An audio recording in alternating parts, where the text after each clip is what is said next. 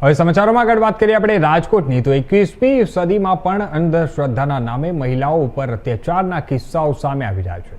ત્યારે રાજકોટમાં એવો જ એક ચોંકાવનારો બનાવ સામે આવ્યો છે, જેમાં પતિના અવસાનના ત્રીજા દિવસે પત્નીનું સાસરિયા દ્વારા મુંડન કરાવ્યા હોવાનું આક્ષેપ સામે આવ્યું છે।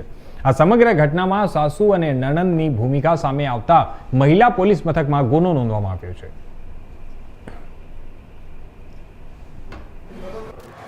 દુનિયા જ્યારે ચંદ્ર પર પહોંચી ગઈ છે ત્યારે ક્યાંક ને ક્યાંક હજી ભારત દેશમાં અંધશ્રદ્ધા છે તે દિવસે ને દિવસે વધી રહી છે। લોકો અંધશ્રદ્ધામાં એટલા જે કહેવાય લીન થઈ જતા હોય છે કે પોતાના વાલ છોયાનું જાણે કે જીવનો ગુમાય અને જે કહેવાય કે પોતાના પરિજનોને દુઃખ ના પહોંચે તેવા કૃત્યો પણ કરતા હોય છે। ત્યારે આવો જ એક કિસ્સો છે તે રાજકોટથી પ્રકાશમાં આવ્યો છે। આપ જોઈ રહ્યા છો દ્રશ્ય છે તે એક મહિલાના છે કે જેના મહિલાને જે કહેવાય કે પોતાના સાસરિયા દ્વારા એવો અમાનવીય ત્રાસ ગુજારવામાં આવ્યો હતો કે તેના પતિના મૃત્યુ બાદ તે મહિલાને જે કહેવાય કે મુંડન જે કહેવાય કરાવવાની નોબત આવી ગઈ। ત્યારે શું સમગ્ર મામલો છે એમની સાથે જાણીએ। ક્યાંક ને ક્યાંક જે કહેવાય કે હજી અંધશ્રદ્ધાના નામે લોકો છે તે આવી જે લોકો ભૂવા ભરાણીમાં પડી રહ્યા છે। શું સમગ્ર ઘટના બની છે, તમારે મુંડન કરાવવું પડ્યું?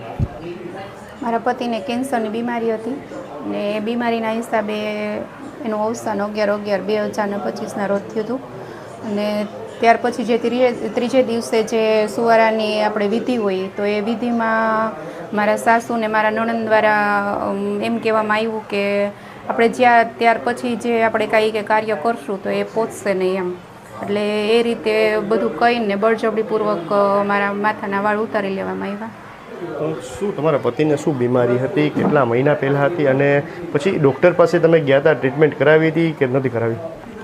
મારા પતિને કેન્સરની બીમારી હતી અને ત્યાં ટ્રીટમેન્ટ તો બધી કરાવી હતી, પણ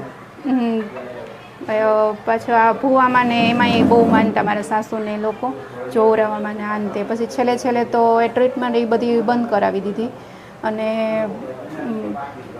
મૃત્યુ થઈ ગયું એમ। ક્યાં ભૂવા પાસે જતા અને ભૂવા શું કહેતા? કારણ કે આવું જો કેન્સર કહેવાય જેવી ગંભીર બીમારી હોય ત્યારે સામાન્ય રીતે લોકો છે જે કહેવાય કે ડૉક્ટર પાસે જતા હોય છે, પણ તમારો જે સાસરિયાવાળા ભૂવા પાસે જતા, ક્યાં ભૂવા પાસે જતા અને શું કહેતા? તે ભૂવા શું કરતા?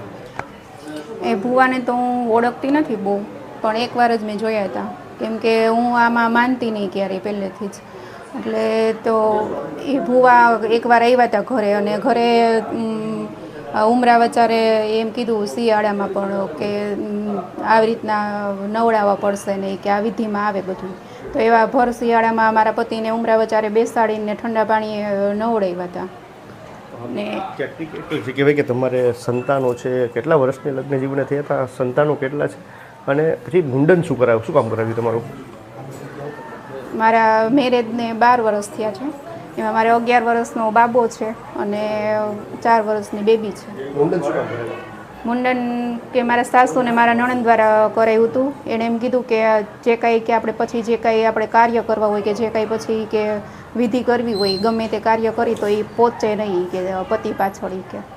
હવે શું માંગ છે તમારી? કારણ કે જે રીતે સમગ્ર ઘટના બની છે, મુંડન કરાવવું છે, આ તમારી શું કેવી ન્યાયની અપેક્ષા છે? બસ આવી અંધશ્રદ્ધા ક્યારેય ફેલાય નહીં વધારે અને મારી જેવું જે બન્યું છે એવું ક્યારેય કોઈની સાથે બને નહીં આગળ પણ। ધન્યવાદ। આપણે જે કહેવાય યુવતી છે તેના પિતા છે એમની સાથે વાત કરીશું। કાકા, ક્યાંક જે અંધશ્રદ્ધાનો કિસ્સો તમારા પરિવારમાં થયો છે, તમારી દીકરી સાથે પણ થયું હતું, વર્તન એવું થયું છે, તમારી શું માંગ છે? અમારી માંગ છે કે ભાઈ કોઈ પણની બેન દીકરી સાથે આવું ન થવું જોઈએ। આ બધું ખોટું થયું છે। અત્યારે આ સમયમાં આપણે જીવી છે ને આ વસ્તુ બની છે તો આ લોકો કઈ પ્રકારના માણસો અમને તો એ સમજાતું નથી। ધન્યવાદ। તો હતા આ યુવતીના પરિજનો જેને સ્પષ્ટ વાતચીત કરી છે ઇન્ડિયન ન્યૂઝ સાથે કે જે રીતે તેમની પુત્રી સાથે અંધશ્રદ્ધાના નામે જે મુંડન કરાવવા વિધિ કરાવવાની જે કાર્યવાહી કરી તેના ઉપર જે સાસરિયાના જે લોકો છે તેના ઉપર કડકમાં કડક કાર્યવાહી થવી જોઈએ। ત્યારે હવે જોવું રહ્યું કે પોલીસ છે તે આ બાબતે કઈ દિશામાં તપાસ કરે છે અને દૂધનું પાણી કરી ક્યારે સમગ્ર મામલો છે તે સામે લઈ આવે છે। પ્રતિક લીંબાણી, ઇન્ડિયન ન્યૂઝ, રાજકોટ। તો સમાચારમાં